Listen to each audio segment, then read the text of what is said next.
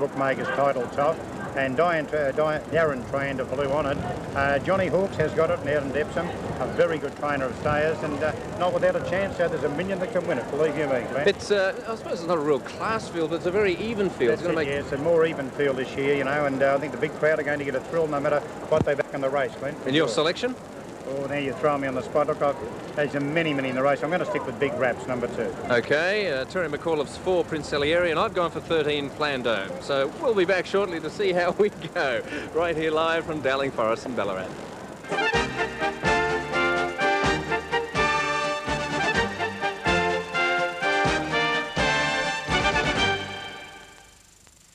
Does your sanding disc act like a runaway train? Get back on the track with Rotoflex. It never runs away. Look, ordinary sander attachments are rigid. They vibrate out of control on flat surfaces. But Rotoflex has a flexible shaft that absorbs vibration. It operates smoothly on doors, walls, or any flat work. For curved surfaces, just tighten this knob and you have perfect control on rounded corners or delicate work like this. Sick of those flimsy discs that shred and tear? It's like destroying money. But the Rotoflex disc lasts 100 times longer. Sand down a nail, and look. The discs attach with Velcro.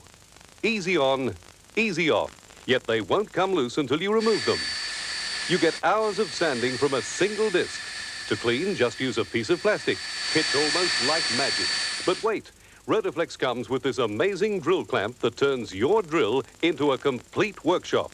Rotate it any way you want to give you a powerful grinder and more. Precision sharpen your clippers. Put a new keen edge on that axe. Sharpen lawnmower blades like a pro. Even this heavy steel file can't damage these discs. Rotoflex is the most useful tool you'll ever own.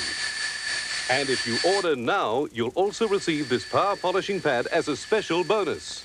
The genuine lambs won't scratch any finish. Just look at that shine. You get the complete Rotoflex workshop. It's a sander, it's a grinder, it's a sharpener, it's a polisher. It's an entire system for only $49.95. Ring now. Ring now, but don't send any money. It's a sander, it's a grinder, it's a sharpener, it's a polisher. That's right. Do not send any money. We'll bill you.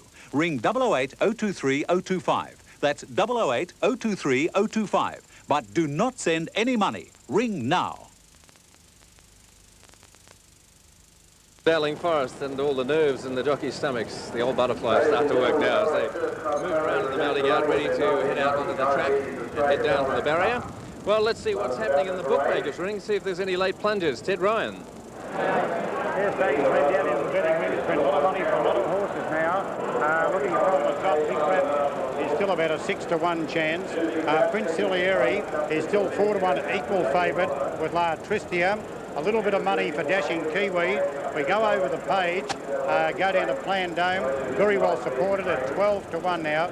And also right down to Tiendi, it's come in a couple of points, and a little bit more money for Title Top and Doc Savage. Thank you very much, Ted. There we have number 8 on the screen there, and of course that's Princess Pushy with Greg Childs, the current top jockey at the moment. Look at the TAB updates. You can see number 2 fairly well favoured at $4.25. That's Big Raps. As Ted said, there's a bit of a plunge in the ring for that one. Number 9, $2.90, still the favourite, La Tristia, the Bart Cummings trained horse.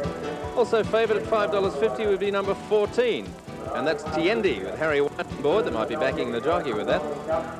And all the rest were basically out the gate. We've got the parade of the horses as they head down to the mounting, to the barrier now. They look fantastic. One of the jockeys riding today is on number 1 Carowin, and that's Simon Marshall. Well, Simon Carowin, a little bit disappointing last start in the Traralgon Cup. Well, I don't think the track suited him at all. He's a horse that likes a big track, as you see start before Traralgon. He won at Flemington. That's a lovely big track like Ballarat, so Traralgon never suited him and he raced accordingly. He's got his share of weight, 14, I should say 56 kilos away from 14. He has, yes. I think his ability-wise, he's probably better than this lot. There's nothing really outstanding in the race, so from his win at Flemington over the Carnival, I think he's probably, he's got 56 because of that run. Yeah, you rode early in the day, you said the track is flint hard, is it, Simon? Yes, it's lightning hard. track's in perfect condition, but you'd probably like just a little bit more moisture in it. It is very hard. Some of these older horses would probably jar up a bit too, wouldn't they? I think they might, yes. A couple of jockeys have mentioned already in the rooms that their horses are jarring up on it, so it is lightning fast. Yeah, it was a good run. He got back a fair way, and he started to make ground at the top of the straight, and he just wanted to lay in a bit. It's pretty hard when they have the first run on the track too, isn't it? It is, yeah. This is a similar track to Bendigo, so he should go a bit better today. Well, Damien, he's drawn okay in 9.55 on a very hard and fast track. Yeah, it certainly has. He should be in with a good chance. Is he a type of horse you can ride up on the pace, or can you drop him out, or Vicky Verka? I don't think you can ride him too close, sort of horse. You know, I don't think you want to be any closer than about midfield or further back in the field, something like that. Do you feel these conditions will suit him better than Bendigo? I think he's as well in the race as he was at Bendigo. It's a bit weaker field, I feel. And with that run under his belt, it's going to help too. Yeah, I think it will, yeah. Thanks, Damien. All the best. Thanks. Damien Oliver, one of the jockeys riding today. Big Raps, one of the favourite ones too on the tote and also in the ring. Number 2 is the number. And of course, to call a cup takes a lot of thought, a lot of training, and also a lot of study of colours. How do you go about it, Terry? I'm doing my best here, Glenn. Just saying them over and over and over again in my head. Is that how every race caller does it? That's how we do it. You just have a look at each individual horse and just mention his name over and over and over again, and hopefully it's going to stick there by the time they jump away. Well, it must be difficult. I mean, you probably wouldn't get the starters and the colours until a couple of days beforehand, would you? No, actually, you just virtually learn them as they come onto the track and going to the barrier. So you've got 10 minutes to do your best. Well, I'm glad it's you up there, not me. All right, Glenn, what's your fancy, incidentally? Well, I've been tossing around my 3. I've gone for Plandome, number 13, the Terry O'Sullivan trained horse to win, with Prince Salieri for 2nd. And for 3rd, I like one of the bottom weights, Someone's Mate. All right, looks very well. Prince Salieri, the one that I like. La Tristia was the one that really caught my eye, though. Glenn Cummings has turned her out in tremendous order. And it looks as though the hard racing she's had in recent weeks hasn't done her any harm, because she looked wonderful. Indeed. Well, we've got Terry McAuliffe's selection, Ted. You're still sticking with yours? Yeah, Big Raps. There's a lot of chance in the race. I agree with Terry. The Prince Salieri is going to be very hard to beat, but I like Big Raps running the Bendigo Cup, and I know for sure that it's been working down here in Robbie Smurden's stable, and I think if you stick with Big Raps, you'll be get a good run for your money, Glenn. Well, Prince Salieri is still showing about $2.90 on the tote. Big Raps number 2 is showing $4.30. And mine, a little bit better odds, good each way bet. This one, number 13, Plandome, it's showing about $6.30, a winner $1.80 the place. And they're still mingling behind the barrier up at the top of the straight where they start at 2,200 metre race, go round, complete a circuit. And hopefully we've got the money on the winner when it goes past the end at our Diabetes Australia Ballarat Cup.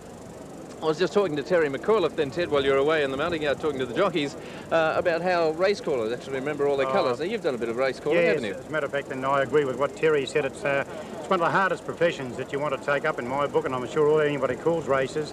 It's pretty hard. You can only go by the colours the jackets the jockeys wear, and you know, you get used to sometimes stable colours and all that, but you'll always get, as Terry probably told you, at places like Flemington, up to straight 1200, you get a heat haze on one day and then you got fog on another, and they're very, very hard. And a lot of people knock race callers, but I tell you what, I reckon they deserve a gold cup every time they go around. I remember, it was just a little earlier, we showed the 1987 Ballarat Cup day, the second day, when we had the lightning and all the fog. Oh, yeah. And I think Brian Blackmore was calling that, and he said it was just impossible to see the colours and anything. That's it. Neil, the boys are calling fog and everything, Glenn. You've got to be talented, don't you? Yeah, that's for sure.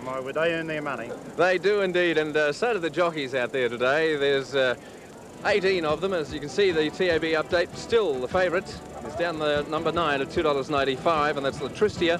But number 2, Big Raps, has moved in a bit now. It's $3.95. And the other favourite one, $2.70, is number 4, Prince Salieri. And also in the market, number 14. And that's paying $5.75 a win. And that's for Tiendi with Harry Whitenboy. They could be backing the jockey on that one, do you think? Very, very open race, Glenn. Very open race. It's going to be an interesting one to see. There's no real standout one apart from probably the Bart Cummings trained La Tristia. They're starting to move in, so we'll take you up to Terry McAuliffe, and good calling. Thank you, Glenn. Clint's right with La Tristia and Rolsify. Plandome ready to move up. Out in gate 10. Perfect Answer is set.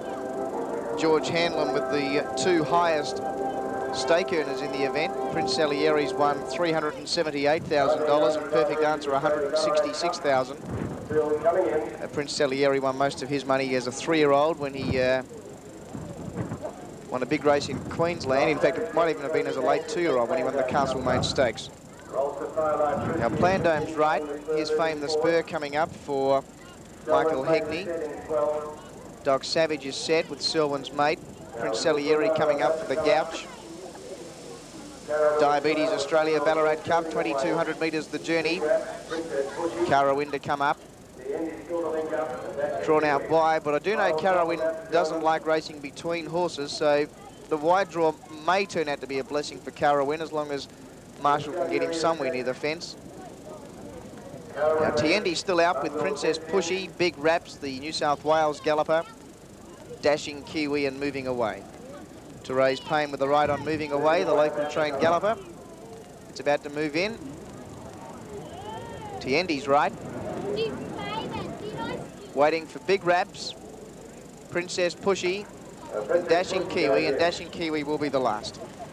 Gary Willits with the right on Dashing Kiwi. He's the only one to move up.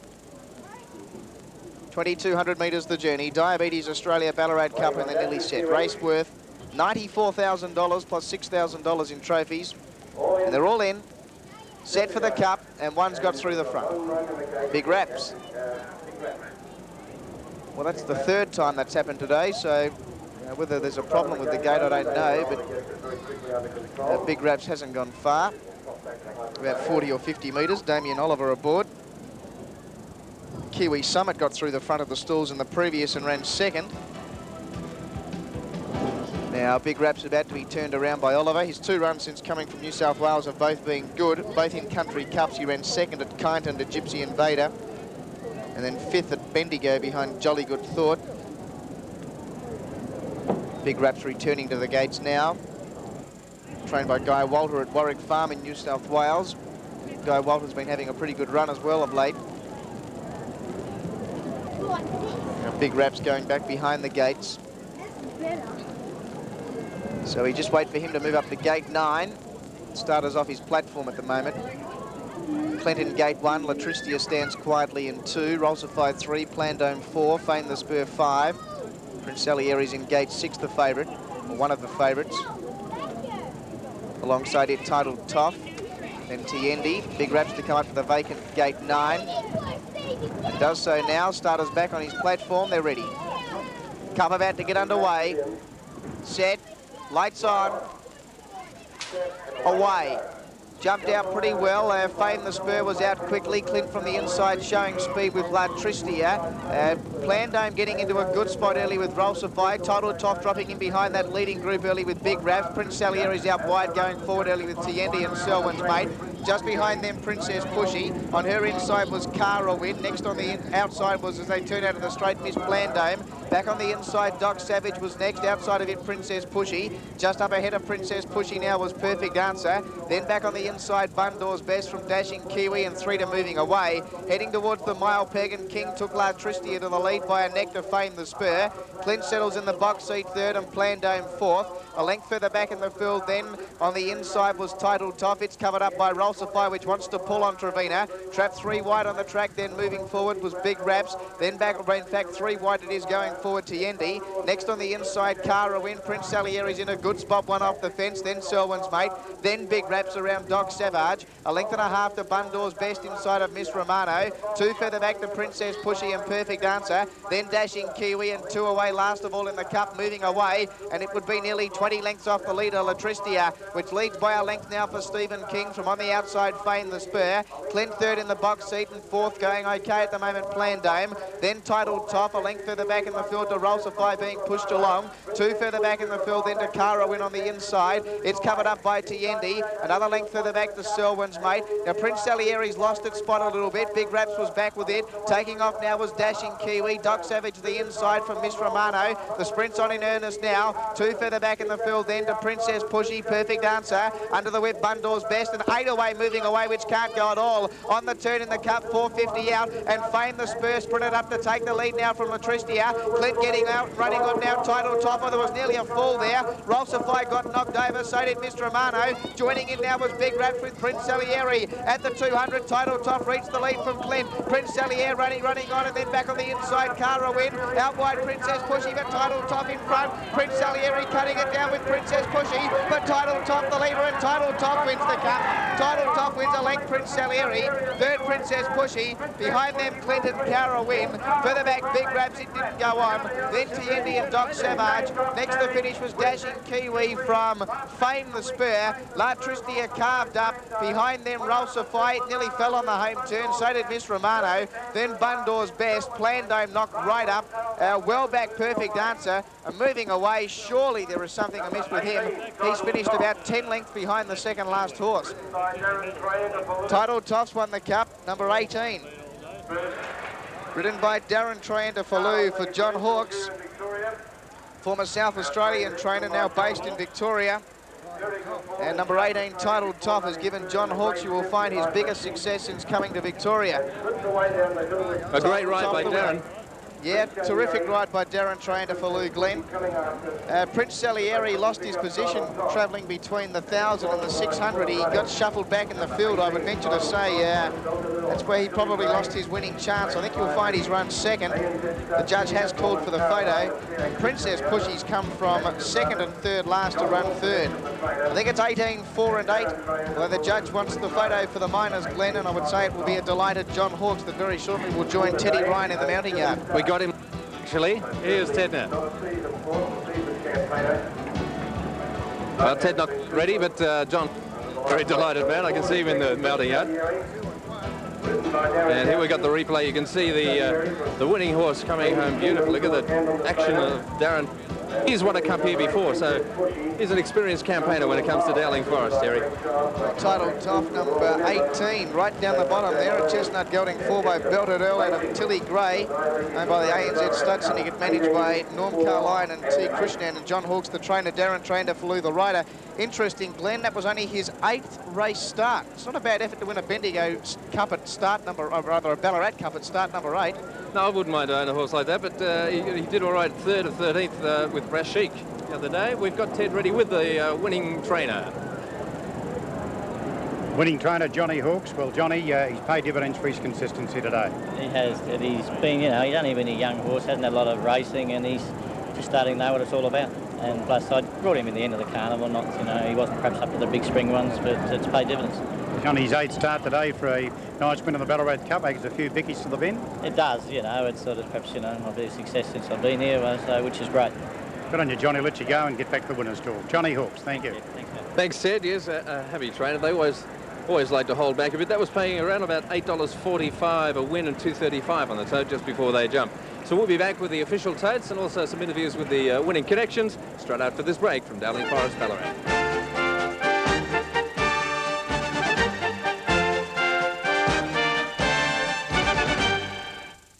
Bert Newton talks to Narelle Connor about the Jenny Craig program. When you look back on the old Narelle, or the former Narelle, do you think of another person? Yes, definitely.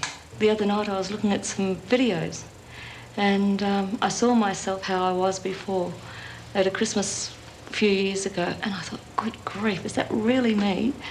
Was I game enough to wear shorts the way I was looking? And I feel it's good to have that feeling that I have now and how much I have changed. But what about you? Not only has my appearance changed, but also my attitude to so many things has changed too. I think everyone likes to feel that their loved ones are proud of you for achieving something. And it is an achievement, isn't it? It is. It's a jolly big one. I'd say one of the biggest achievements I've had in my life. Slim down for summer and lose up to 10 kilos for only $79. Call the centre nearest you today. Ice House, Code Blue.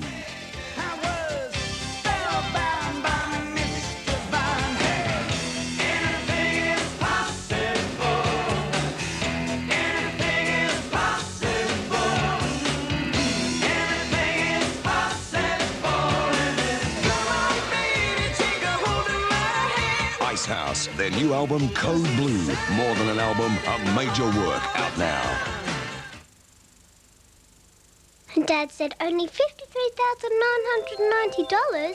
And Mum said, that's for 3 bedrooms and 2 bathrooms.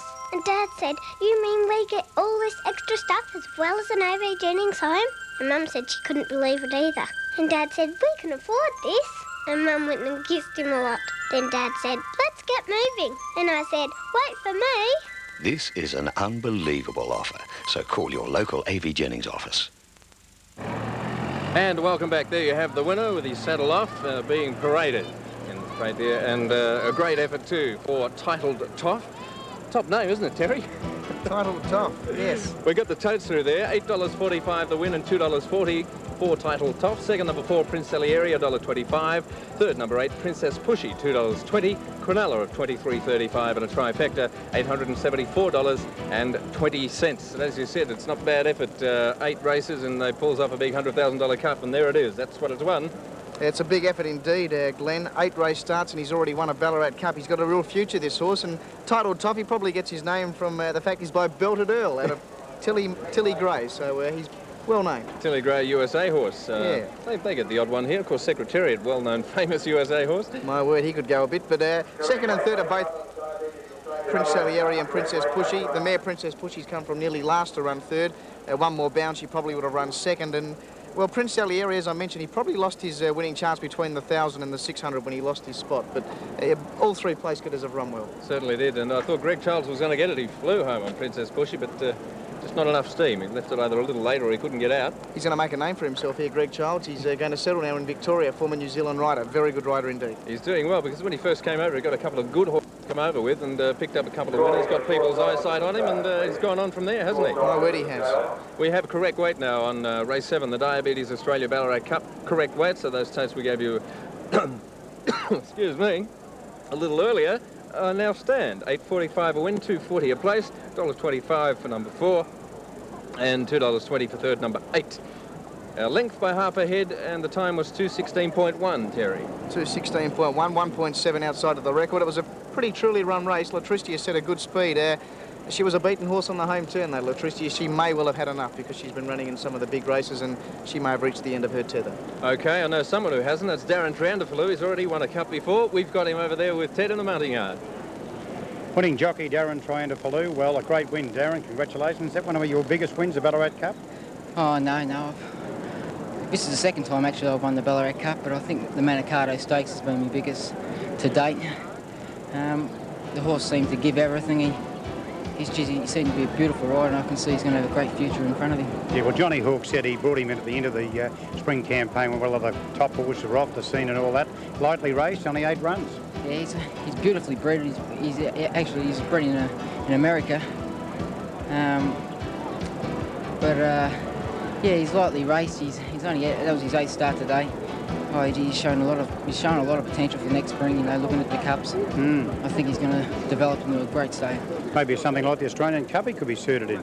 Well, at this stage we don't know where he's going to. I don't know where Johnny Hawkes is going to take the horse, but he just seems to me he's still got a lot of improvement in him, just through maturity-wise, and I just think he's got a nice future in front of him. Yeah, you had plenty of horse going to the line too.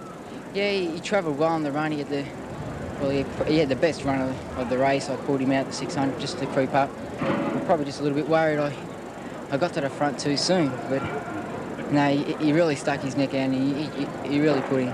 Good on you, Darren. Well done. Thank you. Back to you, Glenn. Certainly did put in and got the money for him and the $100,000 Diabetes Australia Ballarat Cup. And it's only a 4-year-old too, which I've just noticed. Only a youngster to win a cup race. Yeah, that's right. And of course, they only turned 4 in August, so he's virtually just turned 4. He's done a big job, John Hawkes, to produce this horse to win a race like this so early in his career. As I mentioned, he might be a real horse next preparation. Well, that's what Darren just said too. So he'll probably be hoping for a few more rides on him to get a couple of more victories under his belt. The other ones that we have a look at, Latristia. Interesting run. Yeah, she led to the turn. As I said, she may have had enough at the moment, that mare. She's been racing in very strong company. Moving away, I think he must have jarred up, Glenn, because he never travelled well, and he must have been beaten, I guess 100 lengths by the winner. Yeah, I was talking to Paddy Payne earlier, and he said that he was thinking about maybe taking him out because of the hard track, but he gave him a shot. But he pulled up just past the post, and Therese Payne let him back in, and they got him out to the stalls pretty quickly now. So That was a shame for him. Plandome, he was up there for a while, but puffed as they came into the turn for home. Yeah, in fact, a lot of them that raced up close to the lead did stop badly, and it was a race where most of them ran on from back in the field to fight the event out. I thought Cara Win ran okay. Simon Marshall rated very well, and Big Raps had every possible chance. I thought he was entitled to finish a bit closer, but he couldn't put in the last 200 metres. And of course, he broke at the start too, got out of the barrier. Does that sort of put horses and jockeys off, especially the ones that are standing in the barrier waiting around? Yeah, well, today, on a day like today, Glenn, where we have big fields all day, of course, 18 horses to be loaded. If the horse which draws barrier 1 moves in first and then they have problems getting other horses into the barrier, well, consequently, the horses drawn inside gates 1 and 2, well, they're locked away in those barriers for quite a long time. They're nearly entitled to go to sleep. Well, we can't do that now because it's presentation time, and we'll be crossing to Ted very shortly for the connections, the winning connections, to receive that magnificent gold cup. Plus the winner's cheque, which is quite nice too, Terry. Lovely. I think it's, what, $94,000? $61,000 to the winner. Yeah, that'd be nice to go in the old pocket, the old bank balance. We need that these days in these economic times. And coming up next, we've got race number 8, which is the old Ballarat Village Welter Handicap. It's another 1,400-metre race. There's 1, 2, 3, 4, 5, 6 scratchings out of that one. And I've gone for the locally trained number 3 Bonded. We'll talk about that a little later on. That's an old Kelly trained horse with Greg Childs yet again on. He's popping up in nearly every race now these days. I'll try and redeem myself. I tipped Prince Salieri, which ran second. I think Dedicated will win the next, and I think Port Phillip will nearly run the Cornella. Numbers 4 and 7 I like in the next race 8. All right, we'll see how we go. I was doing quite well in the first 3 races, but I've gone downhill since. Can happen. It does happen, especially to me quite a lot. You can see the crowd there. We've got a bit of a tote update. We'll have a quick look at that, actually, now that they've come through on race number 8. We'll try and pick them up. The top weight is $6.25. That's for number 2, Darren Rivers, seeing number 1 is scratched. $4.15 for number 3, Bonded. That's the one I like, so it's fairly well favoured. But looks like number 4, Dedicated, is red hot with everybody. You picked it right there, Terry. That's $1.25 at the moment. And there's no one else in it apart from probably number 14, which is paying $6.15, and that's Chubby. Now, number 7's there, Port Phillip as well. He's right yes, there he the is. I couldn't see him under the sunlight there. $1.25 as well. So that's your Cornella. You said you may get that home. Well, I've lobbed on the favourite 2 there. I think they might fight it out, though, Dedicated and Port Phillip in the next. I might follow your tips. Let's go to Ted now for presentations. Well, ladies and gentlemen, after running of a thrilling Diabetes Australia Ballarat Cup, I'd like to bring to the microphone now the President of the Ballarat Turf Club, Mr. John Chatham. Ladies and gentlemen, Mr. Chatham. Thank you very much. It's great. Firstly, it's great to see such a great crowd here today, and we're lucky the weather held and everybody's enjoying themselves. But at the moment, we're here to congratulate the winner of the 1990 Ballarat Cup. It's someone well known to racing, the president of the Moonee Valley Racing Club, who has contributed much to racing, and we really do congratulate you. It's my pleasure here today to introduce to you Mr. Ron Casey, who is representing our major sponsor, Vic Health. Incidentally, this is the first year Vic Health have sponsored the Ballarat Cup, and we're very pleased to be associated with them. As I said, Ron's the official representative here today, and I'll now hand over to Mr. Ron Casey to make the official presentation. Ron. Thank you, John.